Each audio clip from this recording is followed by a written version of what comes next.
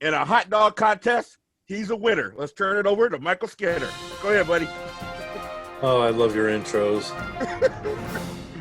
Okay, fellas. First story I've got, and it's a pretty big one, especially with on the heels of the George Floyd trials that's been going on for the last couple weeks.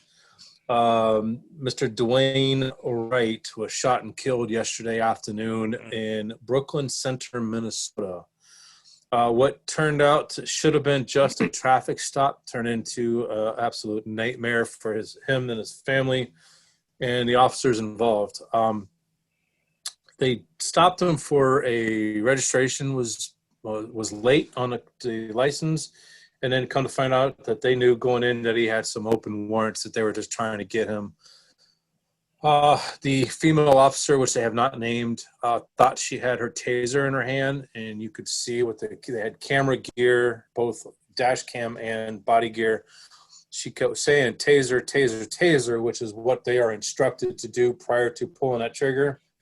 But come to find out, she had her service revolver or service pistol in her hand instead of her taser, and they shot and killed this individual with his girlfriend's fiance, his baby's mother, next to him. Clear, she thought she was pulling her taser?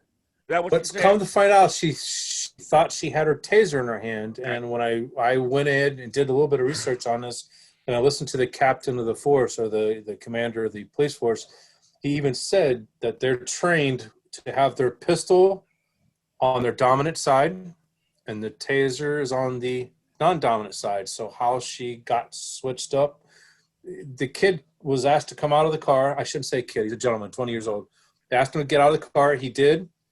There was a little bit of a scuffle. His mom, I guess, was on the phone too, and then he jumped back into the car instead of trying to do it.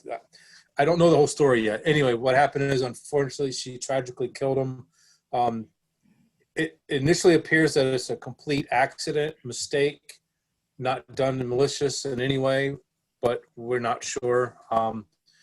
It is a female officer. I don't know the color of skin.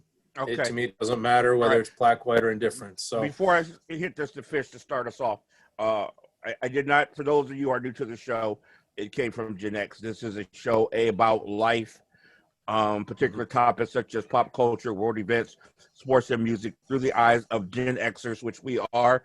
We also look at the dichotomy between Gen X and millennials. We make fun of each while making fun of each other. We are also the cast of Reality Football, so we just wanted to say welcome to you new listeners. With that being said, please, Fish, go ahead. Well, it's certainly unfortunate, needless to say. So, I mean, I didn't hear this story, Skinner. So, but everything you said here, it sounds like an unfortunate accident. I mean, it would certainly have a different tone if there was excessive force or something along that line. So it's just a shame. So, I don't know. I mean, some of the arguments here too, if the gentleman would follow orders from the officer, would this have a different result? I don't know, but it just sounds like an unfortunate accident, and the heat of the moment, and if your hands get screwed up or whatever it is. I mean, if that's what you're trained to do, obviously it sounds like it would be easy to make a mistake in the heat of a moment and pull the wrong trigger. So maybe they got to revisit how they're trained and technique there, perhaps. I don't know. I'm not sure, but that's so it's just too bad. So that's all I got. You hit it, but Mike hit it right at the end when he said, "I don't know what, race, whatever." You know what? This shouldn't matter. Right. Number one, no one should die at a traffic stop. That's number one. Number two, if this officer thought she was grabbing a taser, then this is a reflection, in my opinion, what has been the problem all along. The media has made racial issues out of it to sell, whatever, but it's about officers not being properly trained. And I think this right here is the epitome of that, when you don't even know what you're grabbing in the heat of the moment. That's why you're a police officer, to be cool in the heat of the moment, and to know what you're doing. So I don't know much about it to make, a well-informed comment. But this sounds pretty much like just another person out on the street, not prepared to deal with the things that are coming at them. I don't care who was what color. And also, someone said it plain as day. You know what? Comply. Don't fight officers. That'll stop a lot of stuff. Not everything.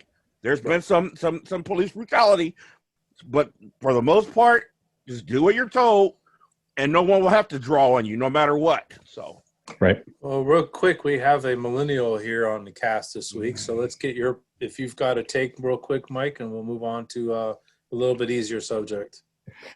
Sure. I don't really have too much to add because, to be honest with you, I haven't looked that deeply into the case. From what you guys are saying, it seems like it was an unfortunate accident, and I tend to agree with Keith. It seems like this is more of a failure of training, and it sounds like whoever this officer was clearly either was not trained properly or that person should not be a cop, because, like a traffic stop, this just can't happen. I mean, especially like someone began, or I think Dad began saying, it's in the midst of the George Floyd stuff going on. So right. But yeah, like I said, I haven't delved that deeply into it, so I don't have that much. I don't want to give an input because I don't know that much. So okay, how old are you, Junior? I will be 28 in a couple months. 28. Okay, so when we were 28 and younger, I believe 32 was the cutoff to be an Akron police officer. This is where we're located for the most part. The requirements to be an Akron police officer used to be grades, psychological exam, all these important things. Do you know what the number one requirement is right now for millennials to be a police officer? The one thing they look at, all they care about. I would assume a degree in criminal justice. Not even close. Okay. Credit. What does that mean? A credit check. You know where I got this from? The Akron Police Department. I have a degree in criminal justice. They came to our class and talked to us how everything has changed, and this is what they look at now. And I think that might have a reflection on why we have some of the issues we have. Sure. Credit. Yep. So anyway, all right, go ahead, Skin. Good Lord.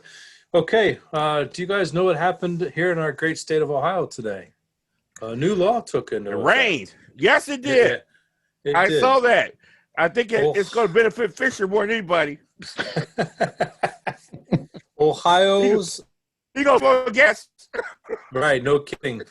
Ohio's beer and wine delivery law took into effect today, to where businesses with a valid license to sell beer and wine now may deliver, just like Uber Eats or DoorDash or all those other ones, delivering beer and wine.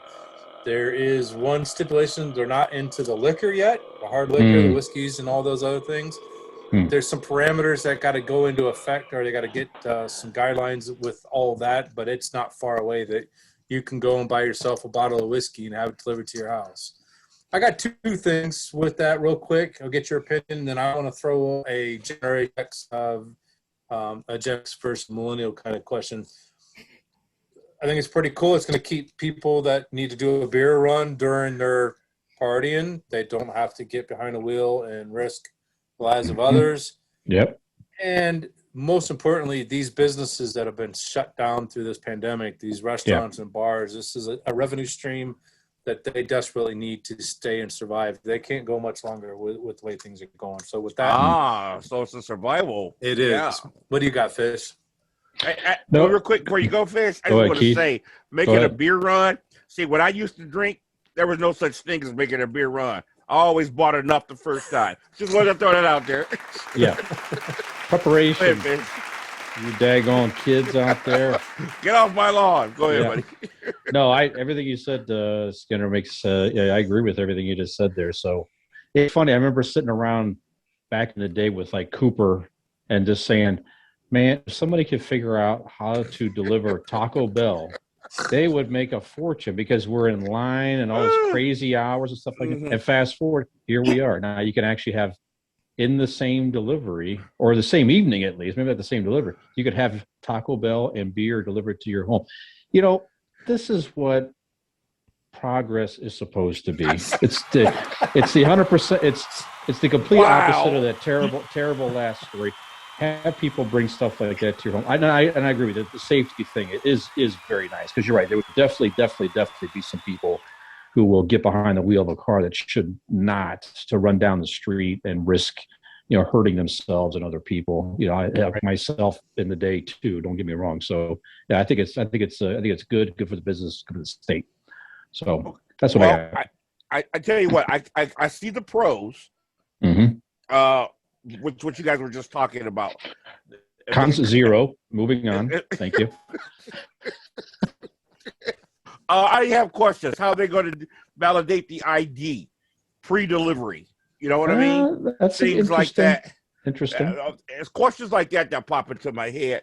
And I think this is one of those things where you're not going to understand the problems until after it starts. What I did hear is I can't order a 12-pack of Budweiser seltzers and send it to Madison's house, to her house. It has to, if I order it, I have to show my ID and I have to sign for it. That I do know as far as the beer is concerned. And that'll be the same with the liquor. So they have those parameters are in place. But I get what you're saying. Yeah, I just can't. You can't send it to your college kid and say, "Hey, have fun." I think some unforeseen issues are going to pop up once it gets started. They are. Just like everything else. But the argument is strong to one to keep the places going, or as far as business is concerned. And I understand the part of, you're already drinking and whatever. Instead of making a beer run, let the beer run to you. So I get it. So here's the Generation X topic about this. Oh boy. So Michael, can you picture this? Your grandmother writes a note. I'm 16 years old. I have my license. She writes a note saying, please sell my son, Michael Skinner, a pack of Salem Slim 100s, and he has the money to pay for this. Good old days. I go to Doyle's drive-thru down on Wilbus Road, and I go to the drive-thru, and I hand over the note. Mm-hmm. It has your grandmother's signature saying, please sell this to my son. Do you know that I paid for those cigarettes and took them home to my mother, to your grandmother? Can you fathom that happening today? Well, today, no, but I can for my age because I did the same thing with my mom and stepdad at Doyle's drive-thru in Ellett down the road. So, yes, I could totally fathom it. But today, absolutely not. No way. Well, Skinner, I totally forgot about that, man. That was definitely a Gen X thing growing up. Absolutely. Sorry, go ahead. I was just saying, people weren't scared of laws back then, store owners, if you got a note from your mom, well, here, send these to your mama. Right now, a group that used to be called Liquor Control, now called Ohio Investigation Unit, they'll bust your chops of that stuff, man. So that's good stuff right there, man. I forgot all about that. I used to see that on my street. The brothers that smoke will send my friends, to the store with a note, come back with I don't remember my father either testing the waters with buying a 24-pack of his Busch that he used to drink back then. But with the cigarettes, that was pretty simple to get those sold and not get caught with those. But just imagine how somebody walked up to the store today with a note from their mom saying, "Hey, can you sell this to my kid?" Hey, better yet, somebody going to the weed dispensary with a note. Right. Mm-hmm. Hey. Mama said, "Give me a dime bag." Right. There's probably a chance that happens today in some small towns, where people actually still know each other and talk. I guarantee it. Everybody knows everybody. Right. Right. I'm sure that's probably in the larger cities and whatnot, or just a lot of those, like Akron used to be kind of a smaller town, but as it grows, definitely not. Right. There's some places that are a lot looser than we are, so I'm pretty sure too. All right. Well, thank you. We as in us, not you so much. You've got that little tiny hole opening, so we'll just leave it at that. All right. Thank you, Skinner, for world news, world